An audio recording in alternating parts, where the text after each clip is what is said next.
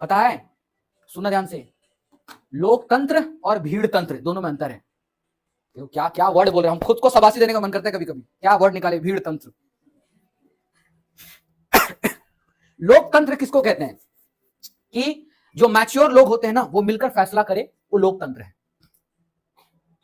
मतलब होता है मैच्योर, मतलब समझदार लोग किसी बात को लेकर चर्चा करके अपना ओपिनियन दे, उसको बोलते हैं लोकतंत्र। आज भीड़ तंत्र है। क्या मतलब? आज पूरी भीड़ बोल रही नहीं यही सही है, यही कर दो, तो पूरा मेजोरिटी को जाकर के बोलते भाई सब मेजोरिटी, इतने लोग बोल रहे हैं। आज भीड़ तंत्र ही चलता है, आज लोकतंत्र नहीं चलता है। आज अगर भीड़, ज्यादातर भीड़ अनपढ़ है, जाहिल है, पढ़े लिखे नहीं है, नेताओं खुद फायदा उठाता है उसका, ठीक है, खूब फायदा उठाता है। और उठाने के बाद में क्या करेगा उसका में कि ये चीज डाल दो, बस जनता फैला दो, अपने पकड़ लेगी, नहीं यही सही है, इसी को चाहिए मेरे को, धर्म के नाम पर वोटे देंगे, इसी को देंगे, काम क्या कि वो सब नहीं जानते हैं, हमारे तो यही सही, इसी को देंगे खाली वोट। उसको बोलते हैं भीड़ तंत्र। इसी भीड़ तंत्र के कारण से आज हमारा देश प्रगति नहीं दुर्गति पर बढ़ता है। यही कारण है कि इन्फ्लेमेशन रेट यहां पर हाई है। यही कारण है कि यहां पर इंसान यहां पर अच्छा अगर चाहते ना, अच्छा जीवन जियो, बोलेगा भाई इंडिया से तो निकल जाओ तुम। यहां पर टैक्स के नाम पर इतना कुछ लगेगा, क्या ही कहें आपको, कुछ कह ही नहीं सकते इसके अलावा, एकदम नहीं कुछ कह सकते, बहुत कुछ है ना। अगर आप मान लो, अगर अपने पैसा से अगर कमा कर ले रहे हो, सबसे पहला कोई भी, अगर किसी को गाड़ी लेना है, मान लो किसी को BMW लेना है, मान ले ऐसे मान लेते कि 70 लाख की गाड़ी है, मान लो ऐसा 70 लाख की गाड़ी, भाई साहब बोलेगा 70 लाख, ऐसे भाई साहब 70 लाख रुपए आप कमाए होगे तब BMW लोगे। 70 लाख अगर कमाओगे ना तो उसका 30% टैक्स मांगेगी कौन? सरकार, उसको दो 30% टैक्स। अब 30% टैक्स उठा के ले गया, 70 लाख का 30% टैक्स कितना होता है सोचो ना। 70 लाख आप कमाए हो गए तो भाई तो ये तो होगा ना टैक्स वहां पर, कितना होता है 30%? 21 लाख। और सुनिए, 70 लाख आपने कमाया, उस पर टैक्स भरा, जब गाड़ी खरीदोगे ना, गाड़ी 70 लाख की, आप गाड़ी का टैक्स भरिए। कहां गए? गाड़ी का टैक्स भरिए, वो भी 30%। अब भाई चलाओगे कहां चलाओगे? रोड पे चलाओगे ना, रोड टैक्स भरिए, रोड पे चलाओगे ना। गाड़ी का 2-3 चीजें होते हैं बाबू, उसके ऊपर टैक्स लगाया जाता है, बिल्कुल, वो सरकार खाते भी जाता है, ठीक है। फिर रोड टैक्स भरिए, उसके ऊपर में अलग तरह के जो जीएसटी आएगा उसको भरिए, वो भी जीएसटी उसी में आया, खाते में जा रहा है, वो भी जीएसटी वही उसका टैक्स है, जो टैक्स है ना, मेन टैक्स गया खाते में। उसके ऊपर में अब कोई भी गाड़ी आप बिना इंश्योरेंस का नहीं चला सकते हो, गाड़ी का इंश्योरेंस कराइए। अब इंश्योरेंस जिसे कराओगे, इंश्योरेंस कंपनी आएगी, भाई सर कितना का इंश्योरेंस, कितना गाड़ी, 70 लाख का गाड़ी, वही बाबा, हाँ ठीक है 12 लाख का इंश्योरेंस होगा, ठीक है भरो ना, और क्या 12 लाख का अगर इंश्योरेंस भर दिया गया, भरने के बाद में अभी खत्म ही नहीं हुआ अभी भाई साहब, अब इंश्योरेंस कंपनी बोलेगा भाई साहब 12 लाख हमको भी टैक्स दो, 12 लाख काम को तो उसका भी टैक्स लगेगा ना, 12 लाख इंश्योरेंस का भी टैक्स भरिए। रोड टैक्स, कोई एक्सीडेंट हो गया, कोई कुछ हो गया तो सब कुछ का टैक्स आपको भरना ही भरना है, बहुत कुछ पैसा भरना है। टूल टैक्स, रोड पे चलने का अलग टैक्स, ब्रिज पार कर रहे हो तो ब्रिज से पार होने का अलग टैक्स, एकदम सेम कहानी है। इंडिया हमारे यहाँ सब चलता है, इंडिया है ना, सब चलता है। इतना सारा पैसा जब हमारे पास, नेताओं के पास जा रहा है, और हमारे लिए जब कुछ नहीं करते ना, हमारे लिए जब सड़कें नहीं बनती है, लाइट नहीं आ रहा होता है, लोग भूखे मर रहे होते हैं, जाकर के क्या कहते हैं लोग, क्या नाम, राशन कार्ड के रूप में जो चावल मिलता है वो भी टूटा टूटा चावल मिलता है, जो इंसान वो नेता खाएगा ऐसा चावल, वो तो गरीब जनता को ऐसे चावल क्यों देती है?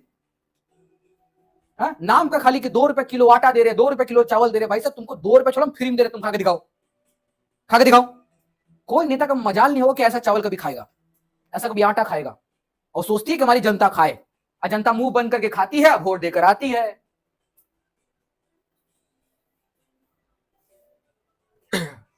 पुलिस वाले को अगर सबको सुधारना है ना, तो बस यही काम कर दो, सारे पुलिस वाले को बॉर्डर भेज दो, सीधा बॉर्डर पे भेज दो, बंदूक लेके खड़ा कर दो, एकदम नींद हराम रहेगा, है ना। अभी यहाँ पर मूड इतना पुलिस वाले हरकत हो गया ना, उसका मूड इतना तोंद निकल चुका है एकदम। एक लोग 6 पैक्स बनाते ना, ये लोग क्या, फैमिली पैक, फैमिली छोड़ो फैक्ट्री पैक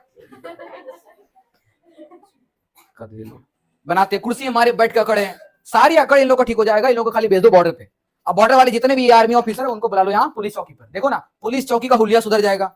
उस सब आर्मी का सबसे पहला उसूल भाई साहब, जहां रहोगे वहां गंदगी नहीं होना चाहिए, गंदगी हो गया ना तो आपको बोलते ना वो कहावत में कहा था, पूरा गर्दा छोड़ा देंगे पूरा, वो सीधा वही कहानी वहां पर।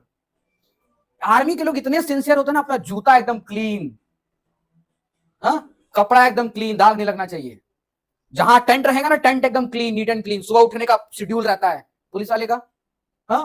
ऑफिसर आए नहीं, ऑफिसर आने का टाइम 6 बजे 7 बजे 10 बजे, आए नहीं है, सीनियर ऑफिसर है, कहीं बोलेंगे उसको, बोलेंगे हमारे को जाकर सुना देगा, आराम से आ रहे हैं, इंतजार कीजिए। जनता आ गया कंप्लेन लेकर के, वो चाय पी रहे हैं, उसको बोले मीटिंग में है।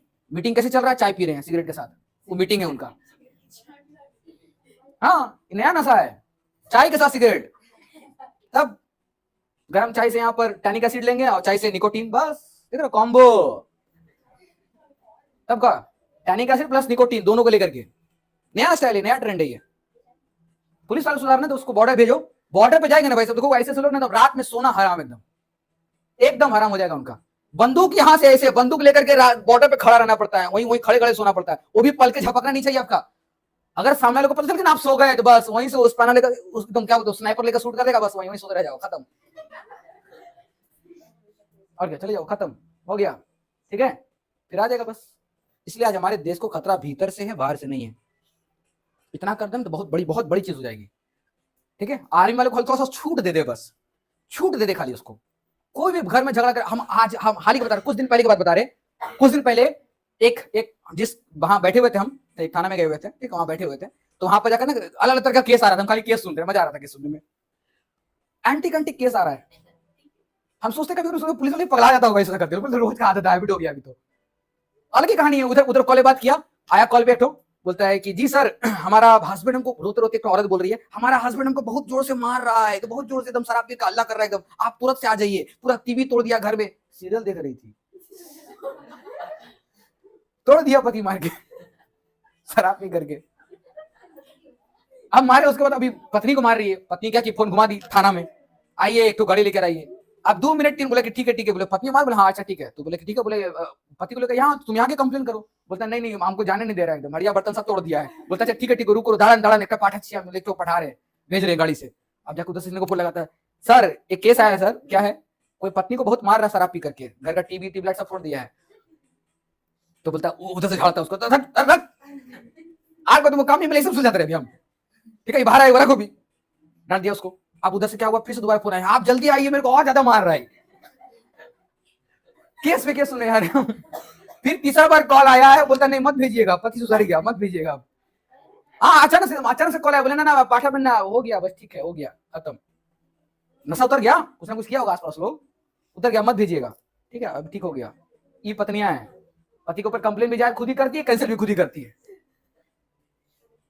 एक और बड़ा केस आया, वहां किन्नर होता है ना, तो बंगाली लोग उसको हिजड़े बोलते हैं, हाँ हिजड़े बोलते हैं ऐसे करके। तो अब जो बंगाली आया, बंगाली में बात करके कह रहा था वो, ठीक है, बोलता सर पूरा एखाने हमारे घर, मेरा जो घर को पूरे हिजड़े लोग घेर के बैठ गए हैं, हाँ किसी दुकान से किसी बूढ़े से किसी का तू मैं हो गया है, तुम्हारे हिजड़े लोग बैठ करके एकदम निकलने बोल रहे हैं, हमारे चिल्ला कर रहे हैं एकदम से, ठीक है, तो आप पुलिस को भेजिए, एकदम ग्रुप पुलिस को भेजिए, लोग को समझाइए, एकदम भेजिए, लोग को समझाइए, कुछ साइड कीजिए। तो हिजड़े लोग बोल रहे तो पुलिस नहीं आएगी तब तक हटेंगे नहीं, ये लोग भी ऐसा बोल रहे थे, भेजिए जल्दी। तो उसके बाद फिर से को फोन मिलाता है, बोलते हैं हिजड़े का कॉल आया है, वो पूरा ग्रुप में लेकर के वहां किसी को तांडव कर रहा है। तो बोलता है क्या करे, फिर से कॉल आया उसके पास, सर आप भेजे नहीं अभी तक। मैं बोला हाँ पाठाची दाड़न पाठाची अभी, ठीक है पाठाची। बोलता ना, उसके बाद अभी वो गर्म हो गया, 2 बार 3 बार कॉल किया, गर्म हो गया, बोला अगर आप हिजड़े को, बोला आप किसी पुलिस को नहीं भेजोगे तो हिजड़े लोग बोल रहे हैं कि पुलिस पे धावा बोल देंगे,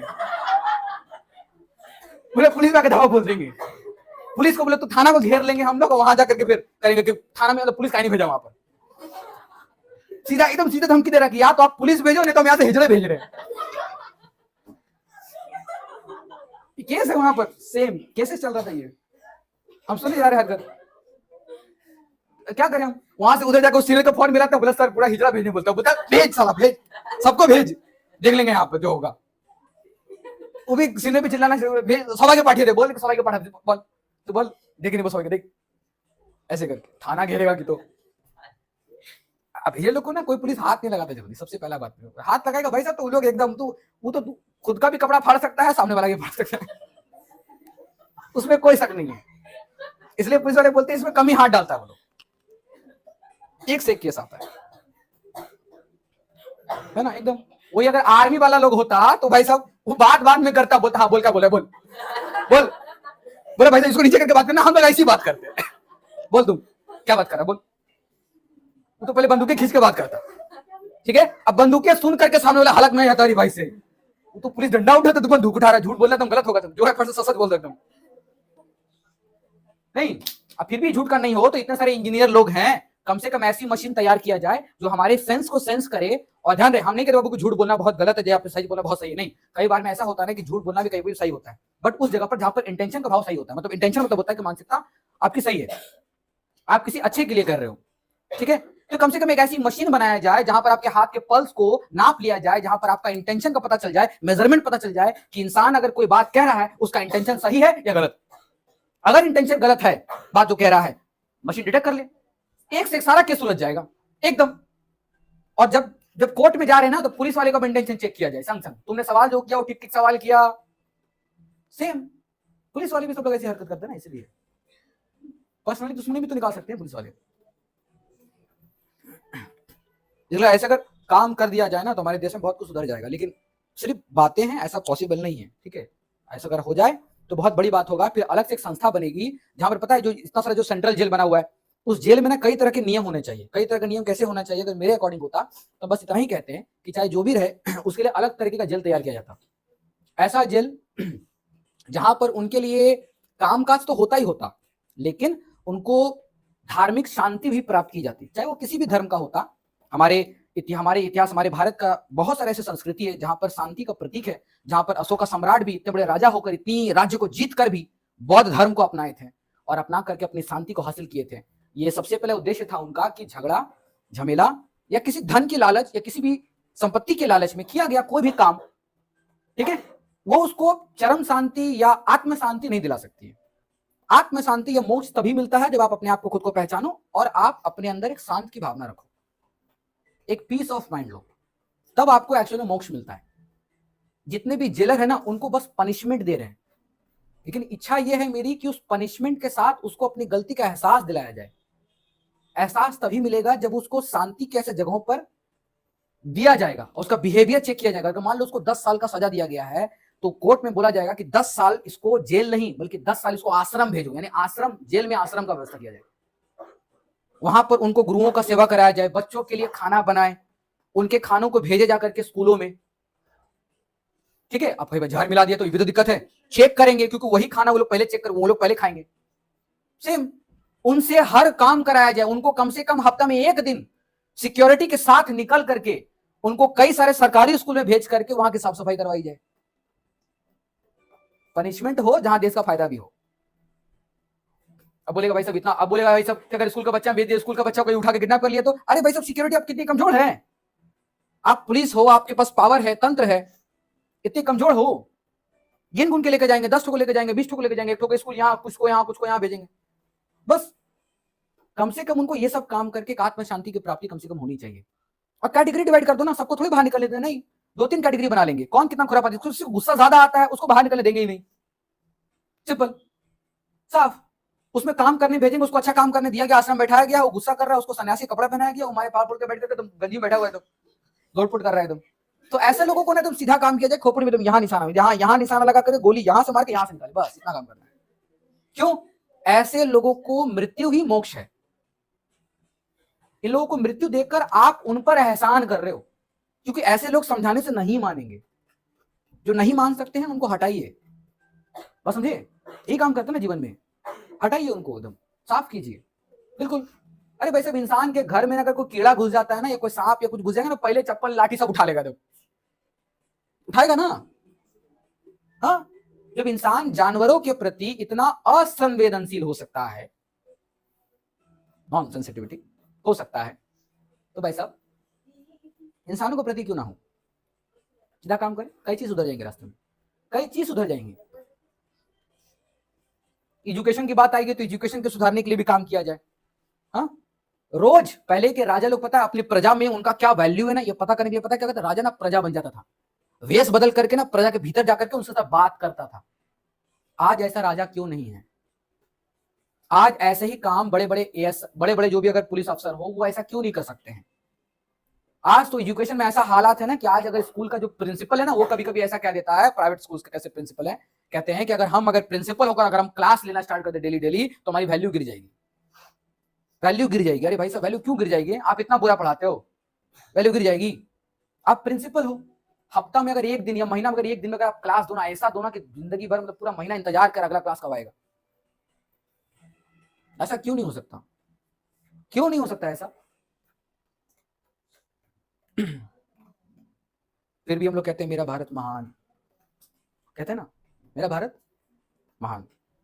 एक अभी गाना हुआ करता था, एक अपनी पत्नी अपने पति के लिए गाती था, ठीक है, पति उसको मारता था, उसको गाली देता था, कुछ भी करता था, तो पत्नी गाना गाती थी, है ना, है ना, सुने होगे आप लोग ऐसा, है ना, जैसा भी है पति मेरा देवता है, ठीक है, वही बात है।